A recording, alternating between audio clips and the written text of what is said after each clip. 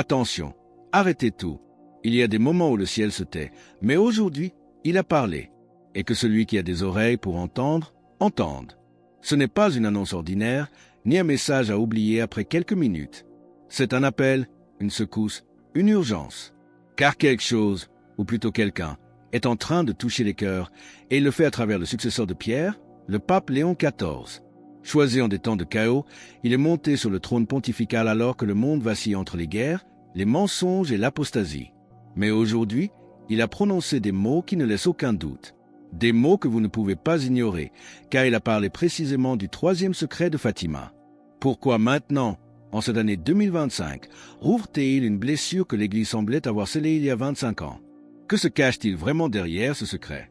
Est-ce une simple vision symbolique ou une prophétie qui est en train de s'accomplir sous nos yeux, entre Jérusalem, Téhéran et Washington, tandis que l'Église lutte pour ne pas perdre son âme? Avez-vous déjà pensé que les paroles de la Vierge à Fatima s'adressaient aussi à vous? Et si nous vous disions que le pape Léon XIV n'a pas révélé un nouveau dogme, mais qu'il a brisé un silence qui durait depuis des décennies? Un silence qui fait maintenant trembler les consciences et allume les lampes entre les mains des vierges sages, nous rappelant l'ordre du Christ. Veillez donc, puisque vous ne savez ni le jour, ni l'heure. Matthieu 25, 13. Il ne s'agit plus seulement de connaître le secret, il s'agit de décider de quel côté se tenir. Selon vous, qu'est-ce que la Vierge essayait vraiment de nous dire dans le troisième secret? Écrivez-le dans les commentaires. Et si vous sentez que ces paroles touchent aussi notre époque, laissez un j'aime et abonnez-vous. Restons vigilants. Restez bien avec nous, car nous allons vous révéler les paroles exactes que le pape a prononcées depuis son balcon, des paroles qui ont fait taire la place et qui, pour beaucoup, ont été la première clé pour comprendre que le silence sur Fatima était terminé. Quelles furent ces phrases si courtes mais si puissantes? Et pourquoi, en les prononçant, a-t-il immédiatement évoqué l'image d'une humanité au bord du gouffre? Quelques jours seulement après son élection, le pape Léon XIV est apparu au balcon, non seulement pour bénir, mais pour dire quelque chose qui, aujourd'hui encore, vibre comme un écho profond au cœur de l'Église. Ce ne fut pas un long discours, mais quelques phrases ont suffi pour faire taire les places et pour allumer les cœurs les plus sensibles. Il a dit « Quand le monde ferme ses oreilles à la paix, le ciel ouvre ses blessures. » La mer n'a jamais cessé de parler, mais qui a vraiment écouté? Des paroles fortes au ton prophétique. En les entendant, certains ont immédiatement pensé à Fatima, au secret, à la vision de la ville en ruine, à la montagne, à la croix et au sang des martyrs. Et ils se sont demandé en silence, est-il en train de parler de cela? Pourquoi, au milieu d'une nouvelle escalade de tensions entre l'Iran et Israël, alors que les États-Unis manœuvraient dans l'ombre, le pape évoquait-il l'image d'une humanité au bord du gouffre? Ces paroles ont été rapportées par quelques journaux, mais sans grande emphase. Peut-être parce qu'admettre ouvertement qu'un pape puisse faire allusion à des réalités qui transcendent la géopolitique aurait été trop dérangeant. Et si ces phrases n'avaient pas été une simple réflexion passagère?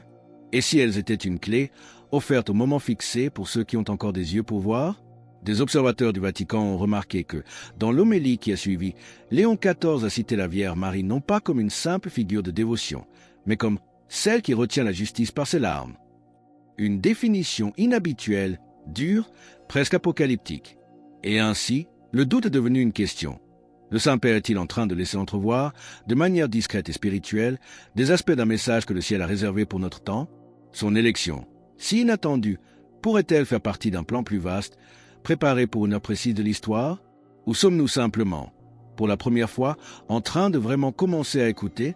Ces paroles publiques ont envoyé une onde de choc parmi les fidèles.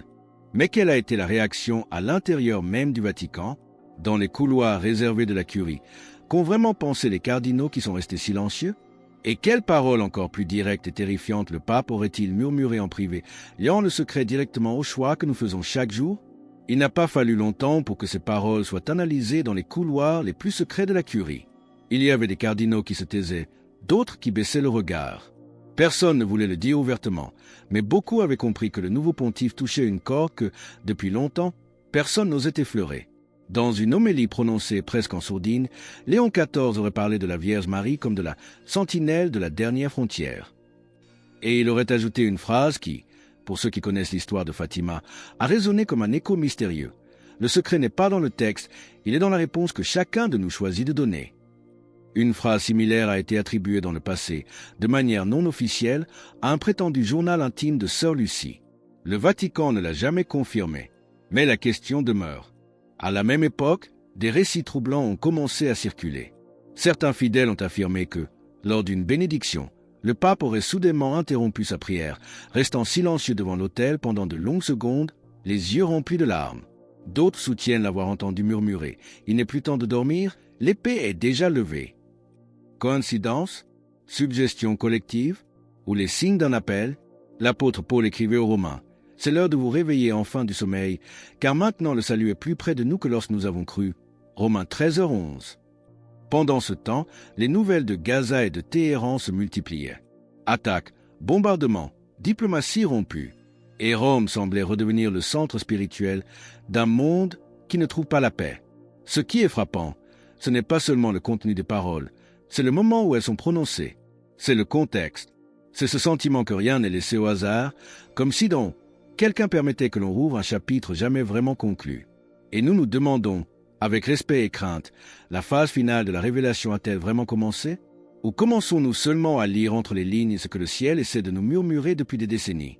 Ces nouvelles paroles du pape Léon XIV semblent ajouter une couche nouvelle et urgente au message de Fatima. Mais qu'en est-il du message que nous connaissons déjà? Lorsque le Vatican a officiellement révélé le troisième secret en l'an 2000, beaucoup se sont sentis soulagés. Mais d'autres ont eu l'impression que le texte était une fenêtre entr'ouverte, qui laissait entrevoir quelque chose, mais sans tout montrer. Que contenait ce texte officiel, et pourquoi a-t-il semblé si incomplet? Quand Jean-Paul II a révélé ce qu'on appelle le troisième secret en l'an 2000, beaucoup ont poussé un soupir de soulagement. Mais d'autres théologiens, religieux et fidèles attentifs, ont perçu que ce texte, bien qu'authentique, semblait incomplet. C'était comme une fenêtre entr'ouverte. On pouvait entrevoir, mais on ne voyait pas clairement toute la pièce.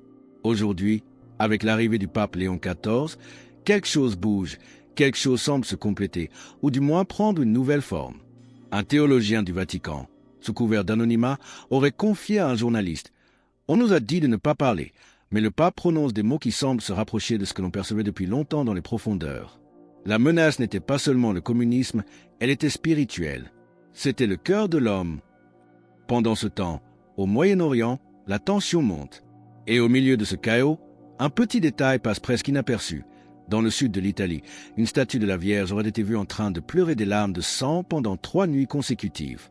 L'évêque local invite à la prudence, mais les gens prient et murmurent. « C'est elle? C'est la mère? Elle nous prévient. » Lors d'un de ses plus récents Angélus, Léon XIV ne cite pas directement Fatima, mais il dit « Le message est unique et le même depuis toujours. Convertissez-vous tant qu'il est encore temps, car la lumière se retire. » La lumière se retire. Ces mots font trembler ceux qui se souviennent de la vision de 1917. Selon vous, cette phrase du pape était-elle seulement symbolique ou un signal clair pour qui s'est écouté? Écrivez-le dans les commentaires, et si vous aussi, vous sentez que quelque chose est vraiment en train de bouger, laissez un j'aime et abonnez-vous. Restons à l'écoute. Cette lumière qui se retire n'est-elle qu'une image? Ou le monde est-il en train d'entrer dans une phase d'obscurité spirituelle mondiale, une phase qui aurait été entrevue par 3 enfants il y a plus d'1 siècle, mais peut-être comprise seulement maintenant, à travers les yeux d'un pape venu de loin? Est-ce le moment où ce qui fut scellé est enfin révélé? Ces mots, la lumière se retire, sont peut-être les plus glaçants à ce jour. Mais que se passe-t-il lorsque les avertissements publics du pape sont confirmés par son angoisse privée? Qu'a-t-il dit d'une voix étranglée par l'émotion lors d'une messe de la Pentecôte, des mots ignorés par les médias mais entendus par le cœur des fidèles? Ce fut lors de la messe de la Pentecôte. Beaucoup n'y ont pas prêté attention, mais ceux qui étaient présents racontent que le pape a parlé d'une voix différente, plus lente, comme retenue par une profonde émotion. Il a dit « La Vierge n'a jamais cessé de pleurer et le ciel ne peut plus attendre éternellement. » Ces paroles ont résonné comme un tonnerre doux et terrible. Et une fois de plus, ce ne sont pas les médias qui les ont rapportés, mais le peuple. Les mères qui prient, les grands-parents qui murmurent des « Je vous salue Marie » dans les nuits sans paix. Beaucoup se demandent, que signifie « Le ciel ne peut plus attendre » ? Et si le troisième secret, celui montré à Lucie, François et Jacinthe, n'était pas un message figé dans le passé, mais une trace vivante qui ne se manifeste pleinement que lorsque le temps fixé est arrivé? Les conflits qui secouent le monde aujourd'hui ne sont pas seulement des guerres d'armes. Ce sont des guerres d'armes. Chaque bombe, chaque vengeance a un écho dans le monde invisible. Et celui qui écoute attentivement les paroles du pape y entend un appel caché. Retournez à Dieu, maintenant, avant que les ténèbres n'avancent davantage. Un prélat proche du Saint-Père, dans une réflexion recueillie de manière confidentielle, aurait dit « La révélation du troisième secret n'est jamais vraiment terminée. » Le pape n'a pas besoin d'ajouter des mots. Il doit seulement nous faire comprendre à quel point de l'histoire nous nous trouvons. Sommes-nous donc arrivés à l'heure du choix, ce moment que la Vierge a annoncé en silence, à travers des signes, des apparitions, des miracles souvent ignorés? Le langage du ciel n'est peut-être jamais direct, mais il est toujours limpide. Et maintenant que Léon XIV parle de croix imminente, de cœurs tièdes qui se refroidissent et qu'il invoque le chapelet dans chaque homélie, la question devient urgente. Est-ce une simple coïncidence spirituelle ou l'accomplissement d'une promesse due depuis trop longtemps? Si nous sommes vraiment à l'heure du choix, que fait l'homme au centre de cette tempête, le pape Léon XIV, lorsque le monde ne le regarde pas? Pourquoi a-t-il prié d'une voix brisée dans une petite chapelle privée, révélant la vraie nature de la bataille en cours? Dans la nuit du monde, lorsque les lumières s'éteignent, il y a des paroles qui reviennent frapper à la porte. Des paroles anciennes, murmurées par une enfant en 1917 et aujourd'hui ravivées par un homme vêtu de blanc. Lors d'une visite non officielle à une petite chapelle mariale près d'Assise, le pape Léon XIV s'est agenouillé devant une statue de la Vierge. Les témoins racontent qu'il est resté silencieux pendant plus de 10 minutes, le visage entre les mains. Pas de photographe, pas de protocole. Juste lui et elle. Un prêtre qui l'accompagnait a ensuite confié: « J'ai entendu le Saint-Père prier d'une voix brisée. Il disait: « Montre-nous comment résister. Montre-nous comment sauver ce qui reste. » Mais que cherche-t-il à sauver? Dans le message de Fatima, on parle d'une grande lumière qui traversera le ciel avant l'heure la plus sombre, d'un pape marchant au milieu des décombres et de chapelets non encore récités. Aujourd'hui, avec le Moyen-Orient en feu, pouvons-nous vraiment croire que tout cela est si lointain? Léon XIV ne crie pas, mais celui qui écoute avec le cœur comprend qu'il sonne une cloche invisible, un appel qui dit: « Priez, convertissez-vous, protégez vos enfants avec la foi, car l'heure viendra où ce que vous avez dans le cœur sera tout ce que vous aurez. » Que croyez-vous que le pape voulait vraiment dire quand il a affirmé que le ciel ne peut plus attendre éternellement? Écrivez-le dans les commentaires, et si vous aussi, vous sentez que le temps du choix est arrivé, laissez un j'aime et abonnez-vous, en silence, mais ensemble. Le vrai secret n'est peut-être pas caché dans un tiroir. Le vrai secret, c'est la réponse que chaque cœur décide de donner, maintenant. Et peut-être qu'en ce moment même, au milieu des ruines d'un monde désorienté, le temps des petits est en train de naître. Ceux qui croient encore, qui s'agenouillent, qui prient le chapelet. Le message n'a pas changé. Mais nous, sommes-nous prêts à l'écouter? La réponse n'est pas un débat théologique. C'est un choix du cœur, une conversion. Mais tandis que les bombes tombent, qui parle encore des âmes? Le message du pape est clair, le temps de la discussion est terminé. Quelle est donc l'action concrète qui peut changer le cours des événements? La réponse se trouve entre les mains de chaque croyant. Dans un de ses discours les plus poignants, rapporté de manière confidentielle, le pape Léon XIV aurait dit: « Nous n'avons plus le temps pour les débats théologiques. Soit nous choisissons l'Évangile, soit nous nous livrons à l'abîme. » Le secret, c'est notre réponse. Pas un document, mais le choix du cœur. La conversion que le ciel mesure pendant que les bombes tombent et que le monde se distrait. À Fatima, la Vierge n'est pas apparue pour annoncer un cataclysme, mais pour appeler à la prière, à la réparation, au sacrifice. Et aujourd'hui, Léon XIV répète ce message avec ses propres mots, mais avec le même feu. Quand la lumière s'éteindra, il ne restera que les mains qui prient, et ces mains seront le salut des autres. Beaucoup ne comprennent pas, mais certains, en silence, s'agenouillent à nouveau. Ils recommencent à prier le chapelet, retournent à la confession après des années, car ils sentent que ceci n'est plus de l'histoire, c'est une bataille spirituelle. Dans un monastère en Italie, des religieuses cloîtrées ont écrit au Saint-Père: « Sainteté, nous avons compris. Le secret ne doit pas seulement être gardé, il doit être vécu dans la douleur et l'amour. Et nous, dans le silence, nous avons dit notre oui. » Un petit oui qui, uni à des milliers d'autres, peut changer le cours des choses. Et vous, quel est votre oui? Le troisième secret. S'il a encore quelque chose à dire, ne le fera pas avec des éclairs dans le ciel, mais avec des éclairs dans la conscience.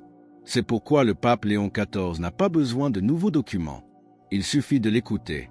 Il suffit d'observer et de répondre. Pour cette raison, aujourd'hui, je vous invite à faire 2 choses.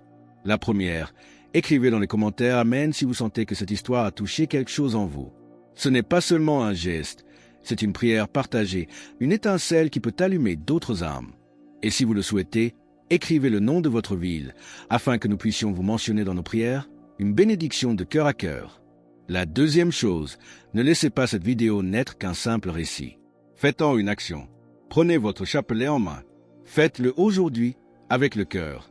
car peut-être que le ciel a choisi ce moment, cette vidéo, votre attention, parce que c'est avec vous qu'il veut commencer. La Vierge n'a jamais cessé de marcher parmi nous, et maintenant, elle passe juste à côté de vous. La lumière ne s'est pas éteinte. Elle cherche seulement des yeux prêts à la voir. Et si vous sentez que tout ceci est plus qu'une simple vidéo, alors restez avec nous. Cliquez sur la prochaine vidéo qui apparaît sur votre écran.